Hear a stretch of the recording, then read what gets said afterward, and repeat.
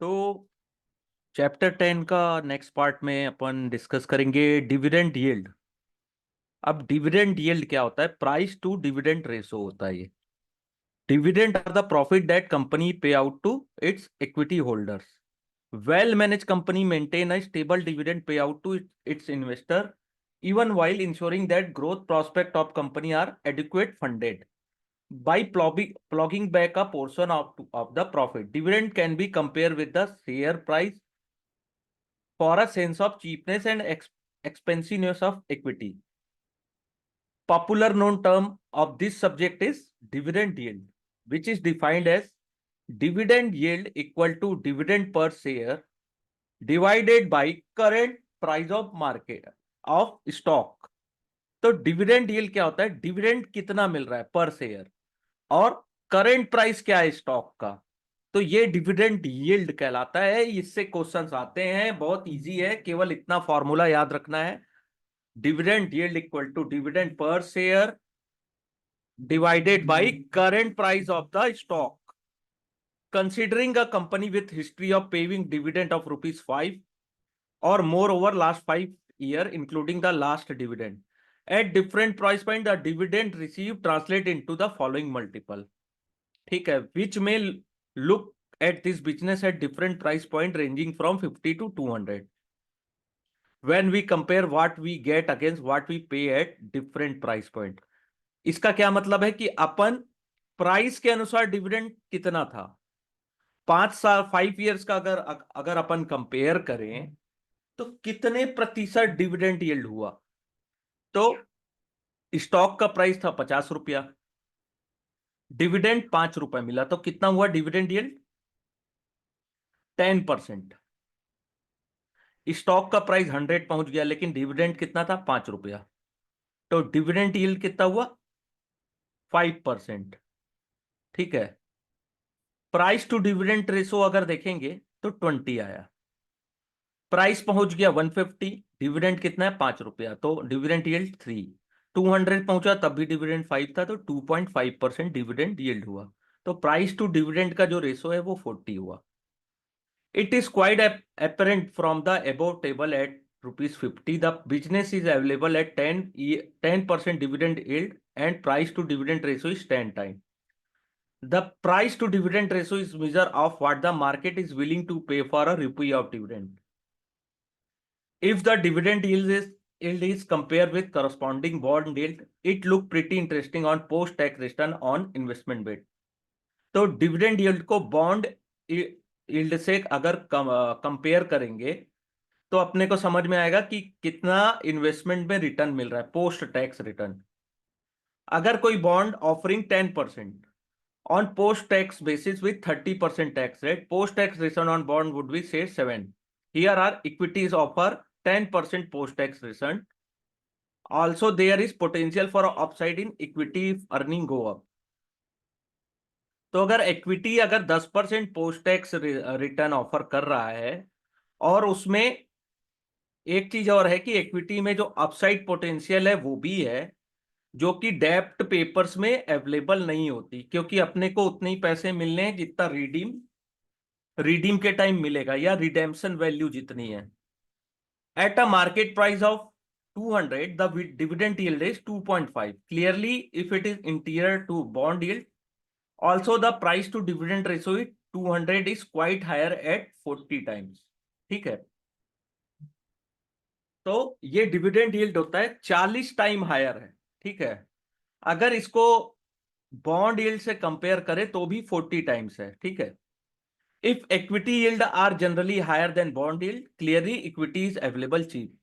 तो अगर इक्विटी की यील्ड ज्यादा है बॉन्ड के से, तो इसका क्या मतलब है कि इक्विटी चीपली अवेलेबल है या सस्ते में अवेलेबल है।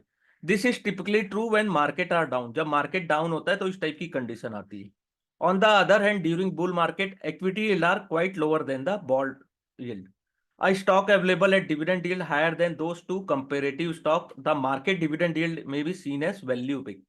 It may not necessarily be so. Higher dividend payout indicate limited avenue for expansion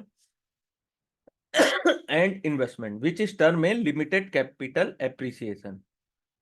तो ये डिविडेंड यील्ड हो गया। इसका फॉर्मूला याद रखिएगा, dividend per share divided by current price of the stock. ठीक है। सेकंड है अर्निंग यील्ड, तो प्राइस टू अर्निंग रेशोस इसको बोलते हैं। ठीक है। When dividend yield are quite low, market analysis move to earning yield, a step higher to consider the investment potential in stock. Earning yield may be defined as, earning yield का क्या formula है, earning per share divided by current price of stock. तो earning per share divided by current price of stock से क्या निकल जाता है, earning yield. The reciprocal of earning yield is the popular known as P, price to earning ratio. ठीक है। Reciprocal of earning yield किस नाम से पॉपुलर है, price to earning ratio, which can be defined as price to earning ratio current price of stock divided by earning per share. तो इससे अपने को क्या निकल आता है, price to earning ratios. EPS represent net profit divided by number of share. तो earning per share निकालना है तो कैसे निकालते हैं, नेट प्रॉफिट को नंबर ऑफ शेयर से डिवाइड कर देते हैं। Generally, only a part of EPS is distributed as a dividend and part is retained by company for future expansion. तो जो EPS निकलता है उसका कुछ part company as a dividend दे देती है और कुछ पार्ट फ्यूचर एक्सपेंशन के लिए रखती है अपने पास। ठीक है।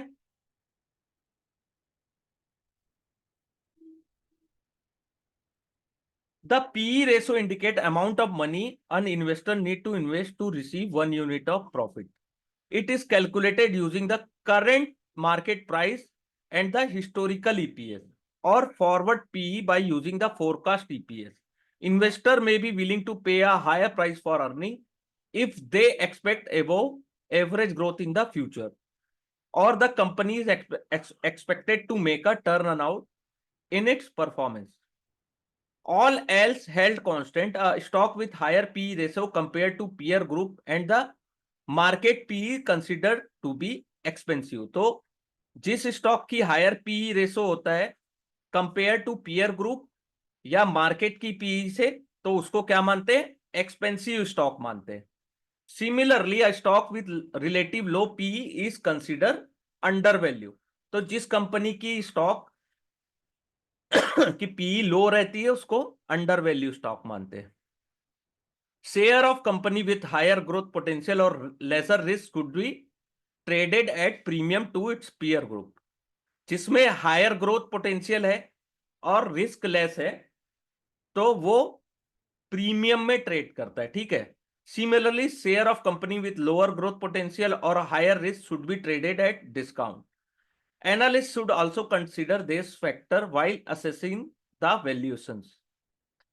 Further, company earning are a particular period where price is at particular point. Therefore, it is important to ensure that period of reference to the EPS is appropriate for investor point of view. Most often, investor assess company based on their future potential rather than past performance. Therefore, they tend to give higher importance to estimate future earning as compared to past report EPS. However, period of reference for future earning estimate is somewhat objective. If investor expected EPS for ongoing financial year to be unduly low or high, they may intend to compare the stock based on expected earning for next financial year. Analysts should exercise their judgment in determining the appropriate period of reference for identifying EPS.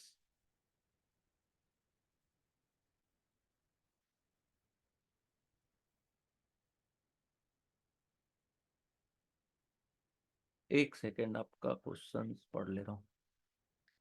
Quarterly results,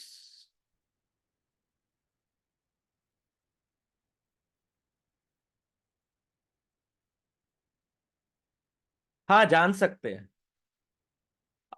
वो book value, price to book value, earning per shares और उसकी valuation जो last class में पढ़े थे उससे अपन जान सकते हैं कि वो लॉस करने वाला है कि प्रॉफिट।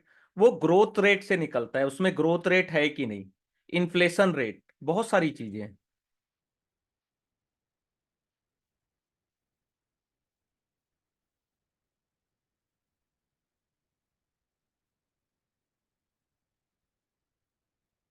एक तो अर्निंग पर शेयर से भी आपको पता चल जाएगा नेट प्रॉफिट कितना आने वाला है। दूसरा पी पी रेशो से पता चल जाएगा। डिविडेंड यील्ड से नहीं पता चलता उतना खास। और बहुत सारे फैक्टर्स हैं जिससे अपन, जैसे आरओई रिटर्न, और आरओई और आरओसीई, इन दोनों से भी पता चल जाता है।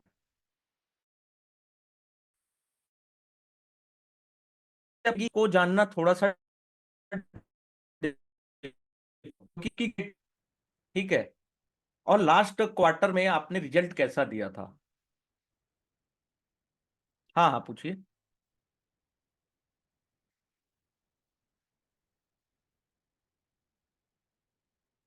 इसके बहुत सारे फैक्टर होते हैं ना, कोई एक फैक्टर को लेकर कोई एनालिसिस नहीं कर सकता, उसमें बहुत सारे फैक्टर्स होते हैं।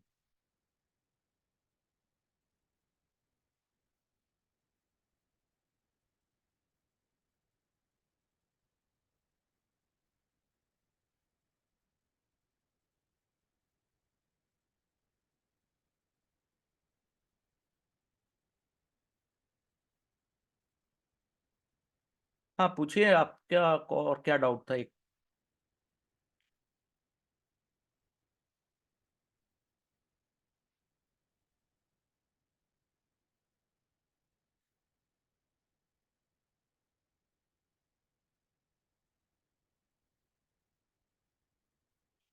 ठीक है, आप अपना क्वेश्चन टाइप कर लीजिएगा, तब तक इसको मैं आगे बढ़ा देता हूँ। Growth adjusted price to earning ratio, जिसको पीजी रेशो भी बोलते हैं, ये एग्जाम में आता है, बहुत बार आता है PEG ratio. Company with higher growth rate should trade at premium compare to their peers, यानी कि अपने कॉम्पिटिटर से। However determining the amount of premium is likely to subjective. Growth adjusted price to earning ratio, also called PEG ratio, overcome this problem by factoring in growth rate in its calculations. तो इसमें क्या होता है, PEG ratios में, price to earning ratios में growth को भी adjust किया जाता है। तो कैसे? Growth adjusted price to earning ratio का फॉर्मूला क्या होता है? Current price of stock divided by earning per share divided by growth rate कितनी है कंपनी की। इसको पीटर लिंच ने लॉन्च किया था, इस टाइप का ये जो था, ये जो रेशो है, इसको पीटर लिंच ने सबसे पहले यूज किया था। P G ratio was term coined by Peter Lynch, a savvy investor and fund manager. He believed that sometime a price to earning ratio could be justified on foundation of high growth potential in the business. However, he also warned that high growth regime may also continue for very long term, and investors should be cautious of this fact. He stated that as long as PEG ratio is less than 1, अगर PEG ratio 1 से कम है, 1 से, तो जो business है वो under value है। A stock with a P ratio is seen as over value, ठीक है। पी रेशो में केवल अपन देखते हैं कि ओवर वैल्यू दिखता है, लेकिन पीईजी रेशोज में अगर इसका 1 से कम है, इसका मतलब है जो बिजनेस है वो अंडर वैल्यू है।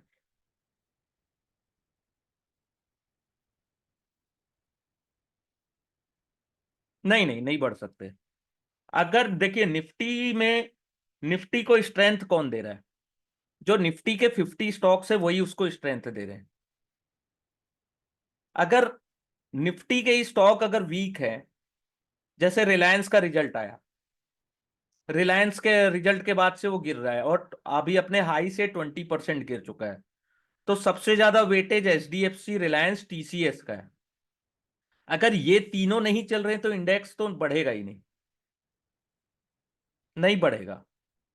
बढ़ेगा तब जब रिलायंस ऊपर जाएगा, विप्रो, जो निफ्टी 50 कंपनी के जो शेयर्स हैं, वो अगर ऊपर जाएंगे तब निफ्टी ऊपर जाएगा।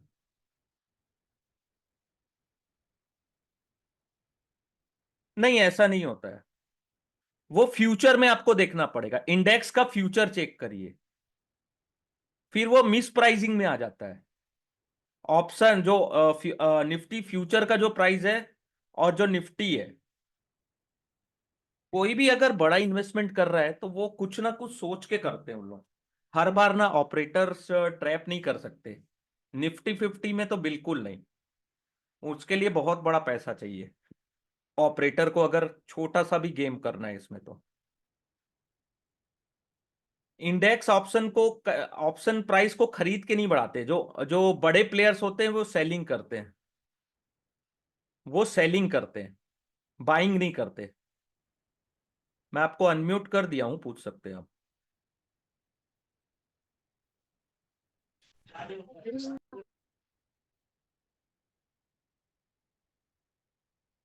यस।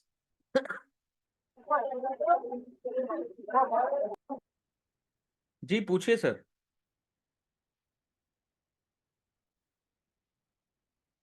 माइक ऑन है।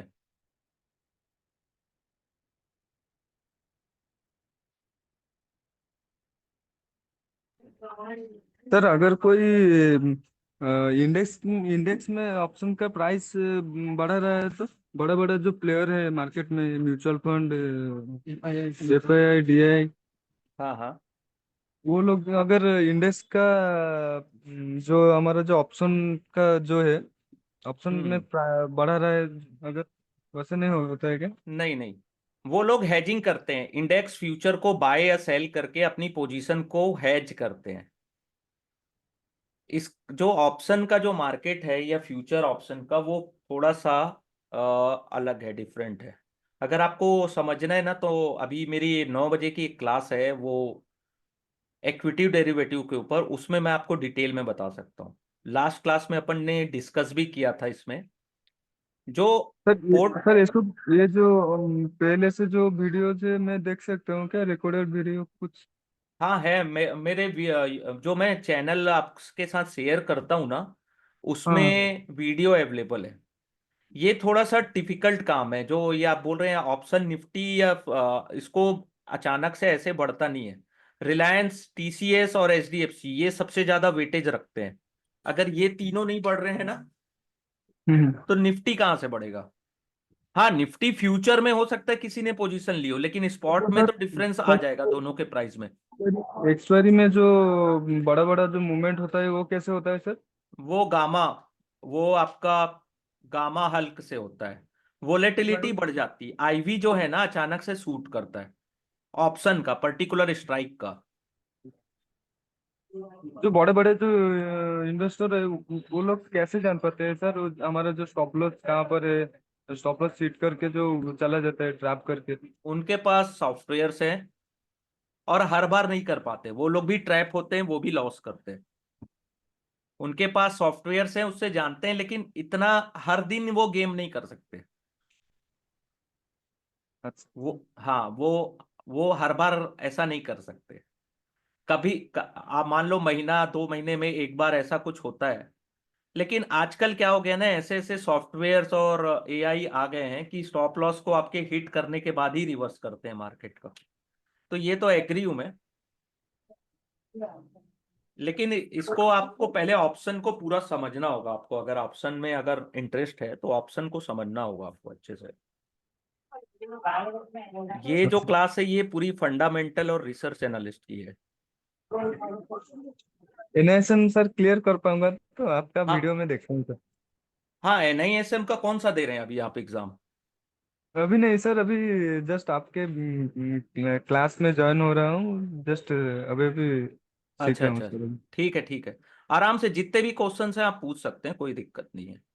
देखिए, फ्यूचर और ऑप्शन ना वो अलग ही गेम है। उसमें ना बहुत सारे फैक्टर होते हैं। उसके हम्म। कारण ऑप्शन के जो प्राइस है वो फ्लक्चुएट भी करते हैं, गिरते भी है। और मैक्सिमम जो बड़े प्लेयर्स होते हैं वो सेलिंग में आते हैं, ऑप्शन सेलिंग करते हैं, बाइंग नहीं करते, बहुत कम बाइंग करते हैं। वो हेजिंग के लिए बाय करते हैं। वो अपनी पोजीशन को प्रोटेक्ट करने के लिए बाइंग करते हैं। ठीक है सर। हम्म। और भी बहुत सारे क्वेश्चन है सर। हाँ हाँ, पूछिए ना। हेलो। हाँ सर, आप कैरियर कीजिए, मैं पूछूंगा। अच्छा अच्छा, ठीक है ठीक है। तो जो पीईजी रेशो होता है, पीईजी रेशो अगर वो 1 से कम है, तो इसको याद रखिएगा, ये एग्जाम में आता है। अगर 1 से कम है तो बिजनेस को अंडर वैल्यू ट्रीट किया जाता है।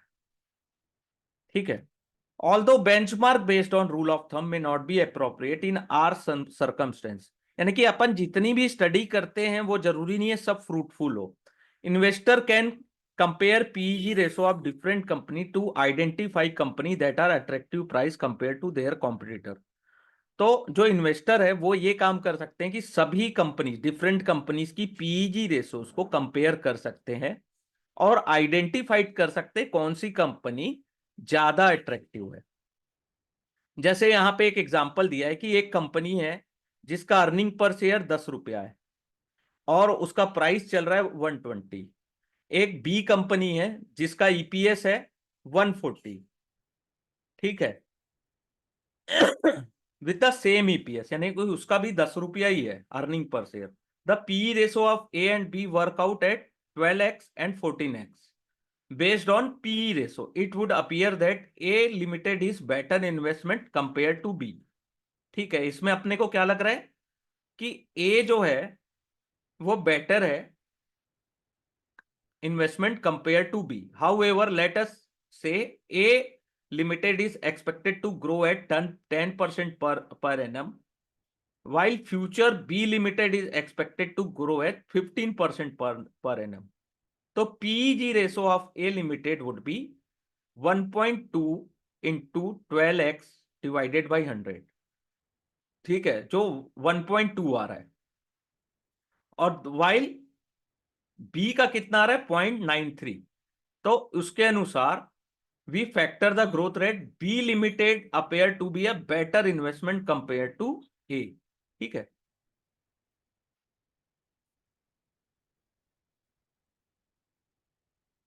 गिफ्ट निफ्टी का मैं थोड़ा सा इसको पढ़ा लूं, उसके बाद मैं आपको बताता हूं। Enterprise value to EBITDA ratio. A business can be funded by various sources of capital including common equity, preferred share capital and debt। ठीक है, बिजनेस को कहां से फंड मिलता है? कॉमन इक्विटी, प्रिफर्ड शेयर और डेब्ट से। Since commonly equity has the residual interest, the rate of interest earn on equity would also be affected by the current capital structure of the business। Thus, EPS in turn ratios such as PE and PEG ratio are impacted by the capital structure of the business। While a retailer investor may also have major say on the capital structure of company, a controlling shareholder can alter the capital structure। From a acquire perspective, a valuation ratio that is neutral to the capital structure is likely to be a more suitable when company is value from perspective of acquire, when it is potential acquisition target, it would be more appropriate to value it based on enterprise value divided by EBIT या enterprise value divided by EBITDA। ठीक है, तो इसको कहां से निकाल सकते हैं? Enterprise value divided by EBIT, EBIT, और enterprise EV divided by EBITDA. तो इससे क्या निकल जाता है? ठीक है, कि कंपनी का कैपिटल स्ट्रक्चर कैसा है। ठीक है, enterprise value divided by EBIT और एबिटा। तो ये भी पूछता है एग्जाम में, इसको भी याद रखिएगा। अब एक है enterprise value to sale ratio. P ratio, EV EBITDA और EV EBIT ratio can not be apply if underline profit metric is negative. ये तीनों रेशो काम नहीं करते जब प्रॉफिट मैट्रिक जो उनका है वो निगेटिव में। In case of company that have recently manage to break even, the profit is likely to be much lower than either long term potential in such that the above multiple would be too high to a meaningful। In this case, EV divided by sale is likely to be more meaningful metric as sale can never be negative। ठीक है।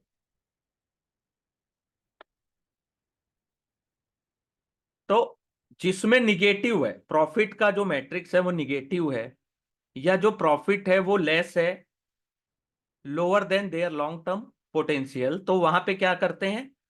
Enterprise value divided by sale इसको निकाल के अपन meaningful matrix निकाल सकते हैं। तो sales तो कभी निगेटिव नहीं होती, या तो जीरो होगी।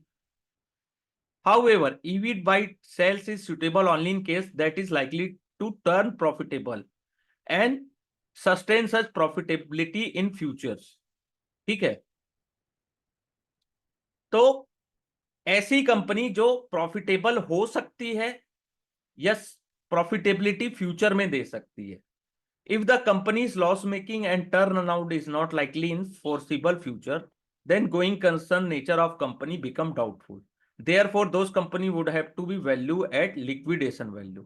ठीक है, अगर कंपनी लॉस मेकिंग है और उसका टर्न अराउंड नहीं दिख रहा है या प्रॉफिटेबल नहीं हो सकती, ठीक है, तो ऐसी कंपनी को लिक्विडेशन वैल्यू से अपन देख सकते हैं। ये रेशो काम नहीं आएगा वहां पे फिर। ठीक है, जिसमें अपने को लग रहा है कि वो कंपनी प्रॉफिटेबल हो सकती है और अपना प्रॉफिटेबिलिटी फ्यूचर में दिखा सकती है, उसके लिए enterprise value divided by sales, ये फॉर्मूले से अपन उसका मीनिंगफुल मैट्रिक निकाल सकते हैं। ठीक है, assets based valuation metric, the previous section look at the comparison between what is paid and what is received in term of earning। in this section asset will replace earning and focus on the balance sheet variable to identify value in the business। तो return on equity and return on capital employed as defined in previous chapter are two important ratio in investment while which are computed as follow। तो ये दो important ratios हैं जो asset based valuations में काम आते हैं। तो आरओई क्या होता है? Return on equity, net profit divided by capital, equity capital और नेटवर्थ। आरओसीई क्या होता है? EBIT divided by total capital employed, debt plus net worth.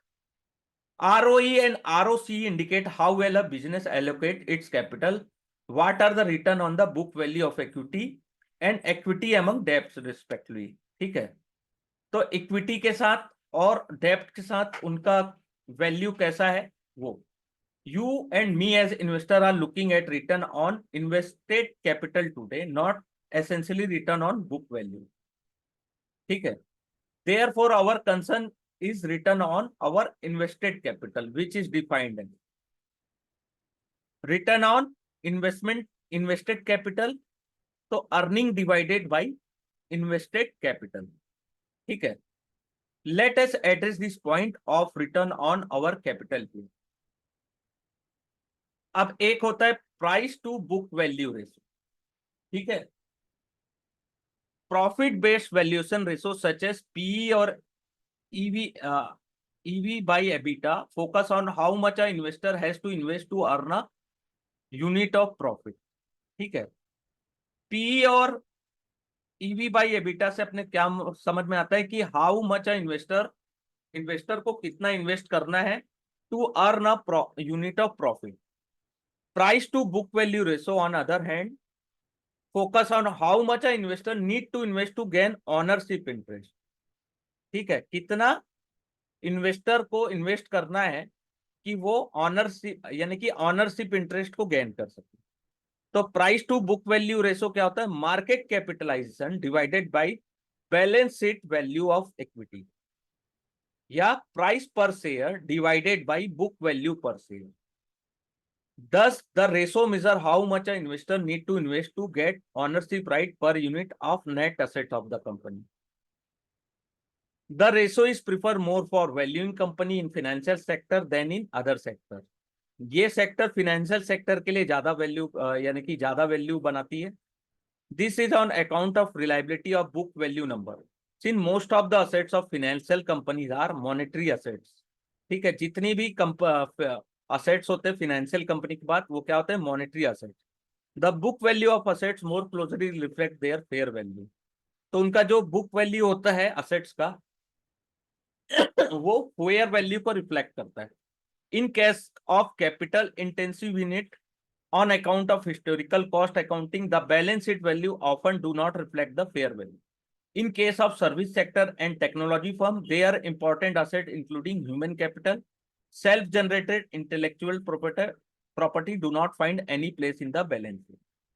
ठीक है, तो टेक्नोलॉजी और सर्विस कंपनी सेक्टर्स में ह्यूमन कैपिटल और सेल्फ जनरेटेड इंटेलेक्चुअल प्रॉपर्टी को बैलेंस शीट में कोई जगह नहीं मिलती है. An accounting methodology follow the principle of conservatism. Book value of equity is often used to arrive at conservative value of equity, even though the ratio may not be ideal to derive fair value for non-financial company. Like most of the other ratio, all held constant, company with lower price to book values consider attractive value compared to company with higher ratio. However, company with higher ROE should be commanded as premium as the equity is more efficient. तो जिसकी higher ROE रहती है वो ज्यादा अच्छे premium होते हैं, और जिसकी प्राइस टू बुक वैल्यू लो होती है वो ज्यादा अट्रैक्टिव होते हैं, वैल्यूड होते हैं. तो यहाँ एग्जांपल दिया है शेयर कैपिटल, एएफबी फाइनेंस, ठीक है, 500, यहाँ 500, दो कंपनीज का कंपेयर किया गया. Share premium account, reserve and surplus, total equity, market price per share. ठीक है, in this table AFB finance is trading at 200 and LKH finance is trading at 175. How do we identify which of the is attractive buying? तो दोनों में सबसे ज्यादा attractive कौन सी buying है? तो first need to calculate book value per share of for AFB finance. तो book value per share is 198. तो कैसे डिवाइड किए? 99 total equity divided by 50 lakhs. ठीक है, तो 99 आया. और सेम वैसी book value per share of LKH is 160. तो we can calculate the price divided by book ratio of two companies. तो 1.01 आया AFB का और LKH का आया 1.09. The comparing book value ratio alone we arrive at conclusion AFB is less expensive than LKH. तो AFB less expensive है compared to LKH Finance.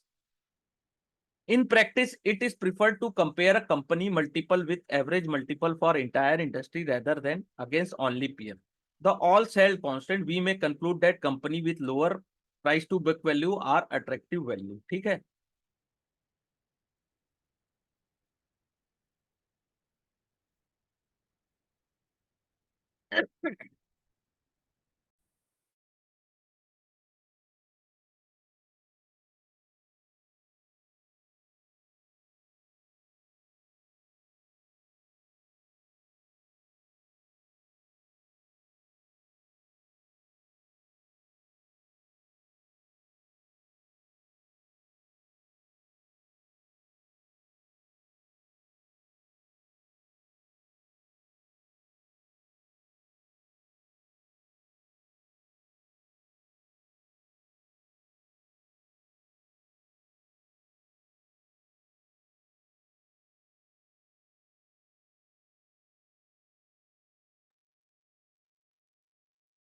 इस chapter में ऐसा एक भी लाइन जिसको मैं बोलूं कि वो इंपॉर्टेंट नहीं है, तो ऐसा नहीं है. सभी चीजें इसमें इंपॉर्टेंट है. ठीक है, सभी चीजें, एक एक लाइन इंपॉर्टेंट है इस चैप्टर्स का. तो ये चैप्टर को जितने बार रिवीजन करेंगे उतना आपके लिए फायदेमंद होगा. बहुत थोड़ा सा कॉम्प्लिकेटेड चैप्टर है. अगर आप स्टार्टिंग यानी कि फिनेंशियल सेक्टर से नहीं है तो थोड़ा सा दिक्कत होता है. और अगर है भी तो अगर इन सब चीजों के साथ फेमिलियर्स नहीं है तो भी प्रॉब्लम है, लेकिन कोई दिक्कत नहीं है. प्रैक्टिस प्रैक्टिस करने से अपने लिए ये बहुत आसान हो जाएगा. तो सेकंड है enterprise value to capital employed ratio. Enterprise value include the value of equity and debt of firm and is defined as. Enterprise value कैसे निकालते हैं? Value of equity plus value of debt minus cash and cash equivalent. तो EV to capital employed ratio defined. तो EV to capital employed ratio कैसे निकालते हैं? Enterprise value divided by capital employed, total equity plus total डेब्ट। तो ये भी पूछता है एग्जाम में, हमेशा आता है इस टाइप का question. EV to capital employed ratio along with return on capital employed ratio can be used as combination to have sense on return on our investment capital to facilitate investment decision.